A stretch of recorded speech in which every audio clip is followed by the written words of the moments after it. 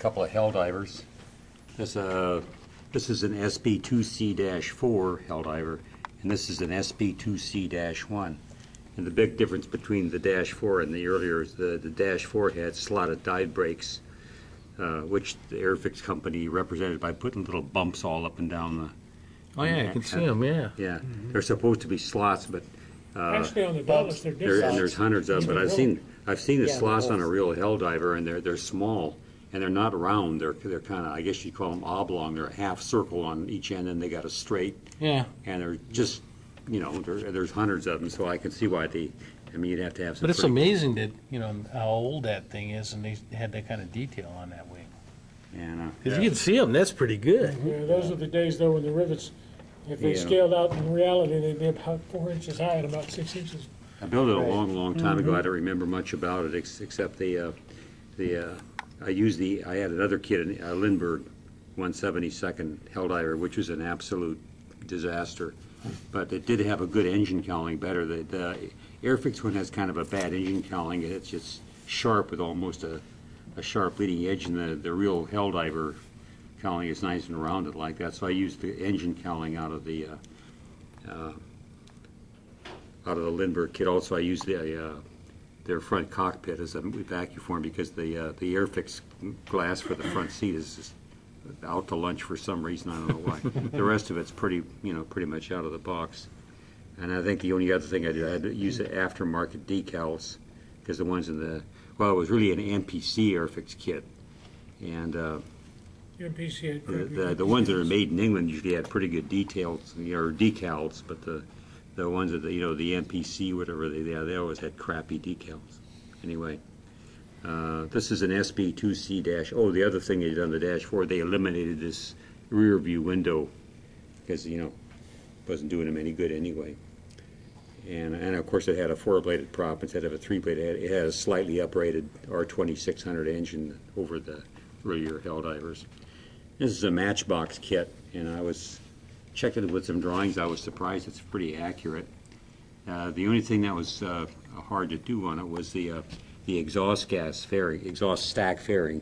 It was just a little tiny bump, and so I had a spare Airfix kit that I already robbed some parts out of it, so I sawed the exhaust stack fairing out of it and then just spliced it into the fuselage. And then I used the rear interior out of the Airfix kit for this one. And I scratch built a kind of a cockpit as best I could. And what was the only other? Oh, I used the front row of cylinders from the Airfix kit because the one that comes through, it has no push rod housings on the cylinders, and that just grossed me out for some reason, even though you can't see that. And then the landing gear was out to lunch, so I took amazingly enough, the one on the Lindbergh kit was okay. So I used the Lindbergh landing gear, and I had to make a drag strut, and I used the wheel well covers from the Lindbergh kit, which are amazing to me. Those are surprisingly accurate. The ones in the Airfix are the wheel well doors are the wrong shape, and I don't.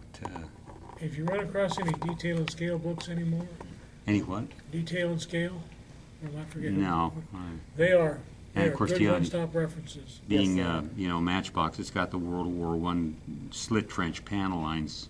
And I was going to fill those in, and when I was putting the model together, it didn't look too bad. I thought, well, I could live with that. So then after I painted it, it really gross. It was really, the panel lines are too deep. But they're recessed, so that's cool. Well, anyway, so there they are. And methinks thou doth protest to us. This is a 1/500 scale HMS Exeter heavy cruiser. That was one of the ones that chased down the Graf Spee, wasn't it? Yeah, that was one of the ones. There was one heavy cruiser, the Exeter, and 2 light cruisers, the Ajax and the Achilles. Yep. And they were both, I think one of them at least was in New Zealand. But this was one, and the Exeter was pretty heavily damaged.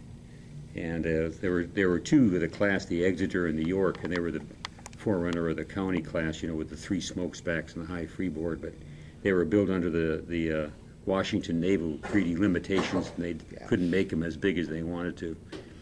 Anyway, it was this is a Novo it's an old frog kit that they sold under Novo, and I was surprised at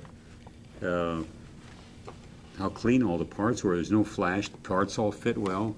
The only thing that I had trouble with were the propeller shaft support struts, and they were really gross and they didn't fit. So I used some of the stock that the airfoil shaped stock I used for the support struts for the propeller shafts. Other than that, everything went off. Somebody gave me this. I thought I had 2 kits, but it turns out there was missing some parts out of the second kit, and all of the life rafts are missing. So I took some of the life rafts out of my spares box and glued them on here, and I left a little airplane off, and which is a Supermarine Walrus or something. Yeah, Walrus probably. Yeah. Okay. And anyway, the Exeter was sunk about 2.5 years later in the Battle of the Java Sea in early 1942, and its sister ship, the was not the Kent, the York? No. No, it was a Achilles? no, it was a sister. There were 2 of these of the. Anyway, the Exeter was sunk in the Battle of the Java Sea a couple of years, and the other one, the York, that was at the York. Yeah. It was sunk in the Mediterranean fighting the Italians.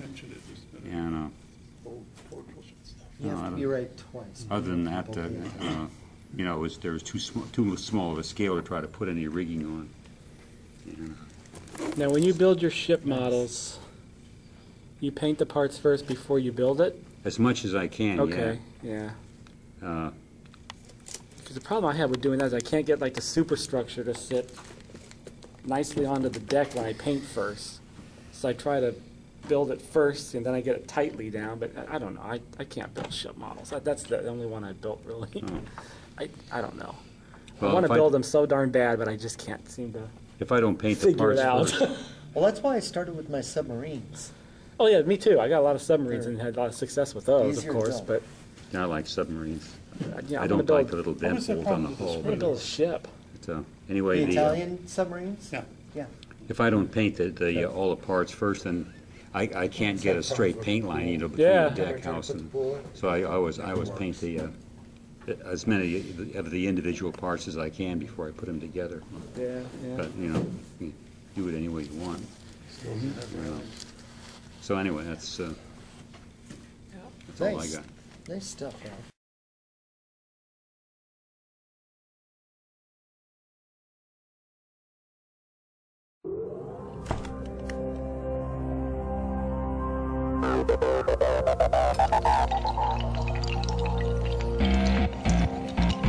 Thank you.